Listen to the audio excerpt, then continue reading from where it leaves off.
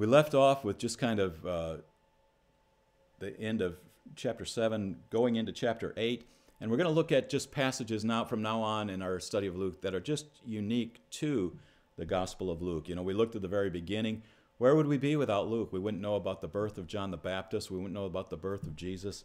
We'll look at some of these others that are really pretty famous after we look at just this one other one in Luke 8 where this one's also recorded in the book of Mark, but it's when he casts the demons out of the Gerasene man or the Gadarene man, depending on your translation how they list that.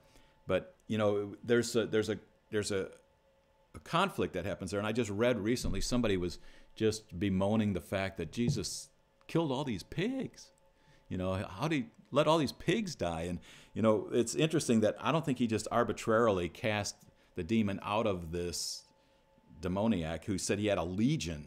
It says, "What is your name?" And it said legion, which is like 6,000, you know, Roman soldiers is a legion. So what they're saying, there's many in there, many demons in there. And so when he cast them out, they knew he was going to cast them out. And they addressed him, though, first saying, "We know who you are, Son of the Most High God." Now, that's the only place in Luke and in Mark, I think I mentioned this when we were going through Mark, where it actually uses the term Son of the Most High God. And I think it's unique in that region, in their mythology of their gods, there was a battle between these two sons of the main god, and they were trying to figure out, they were fighting between them as to who would be the son of the Most High God, and he would be the one who would be heir to the throne of being God in their region, in their mythology and whatever. And interestingly, their gods were depicted with pigs. It was like that was their animal of choice. And so there was a relationship between the gods of that area and pigs. And so I don't think it's arbitrary when Jesus cast the demons into the pigs, that it was kind of showing he's the Son of the Most High God. He really is. He's the one who is God of the universe. He's the heir to godship, so to speak, as kind of in their mythology of their time. And he showed it by not only casting the demons out, but casting them into the pigs and destroying this kind of symbol of the affection that their God had between the pigs. Anyway, there's other stories about that. That's just one that I've heard. I think, to me, it's the most interesting one of why that might have happened. Okay, so now we're just going to look at some passages that are unique to the book of Luke. And Luke is a wonderful, wonderful book. One of them is the story of the Good Samaritan. And it's interesting that this is one that we hear about, you know, in our society. I mean, it's still used in the common day vernacular.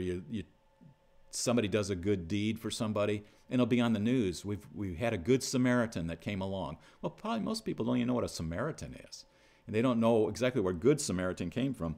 But it came out of the book of Luke in chapter 10, verses 29 through 37. In 29 it says, "But wishing to justify himself, he said to Jesus, 'And who is my neighbor?'" They were trying to, Jesus was saying, "Love your neighbor as yourself," and so, well, who's my neighbor?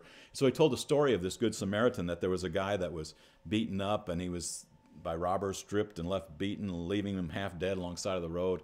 A certain priest came by, a certain Levi came by, and they passed him by. But then a guy from Samaria. Well, if you understand, Samaritans were despised by the Jews. They were the half-breeds. In fact, in Jesus' life, they said, "You have a demon," or "You're a Samaritan." And what they're saying, "You half-breed." And what they were saying is, "We know who your mother is, but who's your daddy? Who's your daddy, Jesus? You're a half-breed. You're a Samaritan."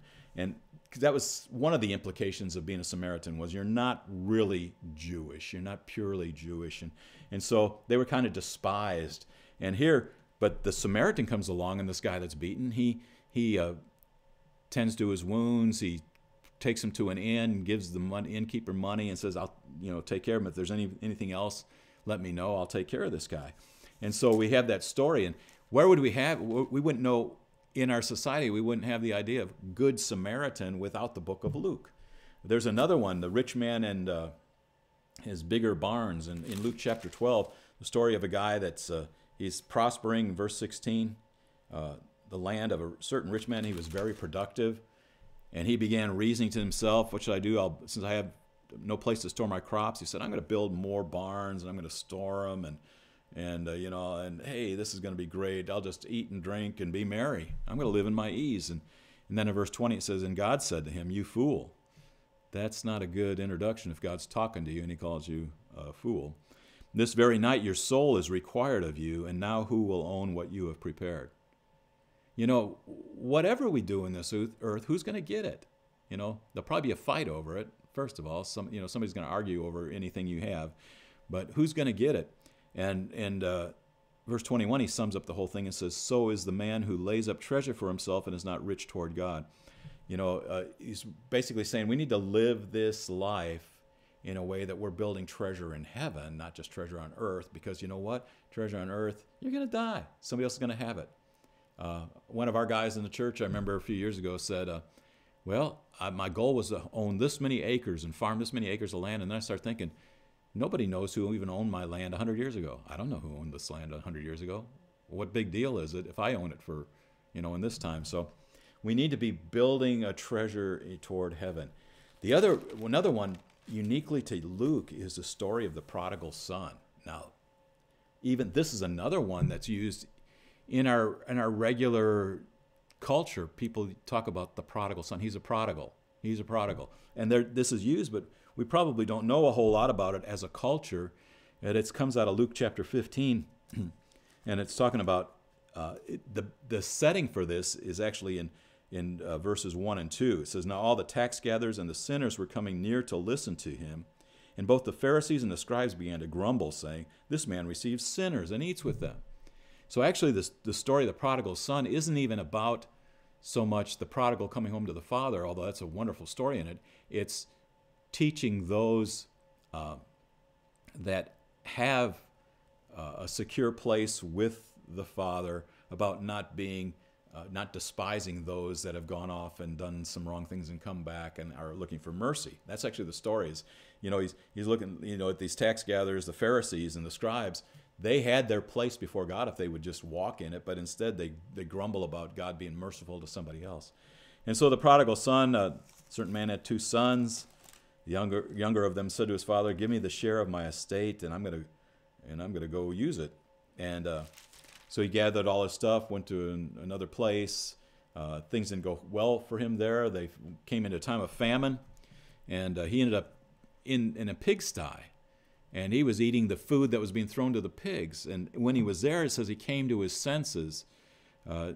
It says, verse 17, but when he came to his senses, he said, how many of my father's hired men have more than enough bread, but I am dying here with hunger?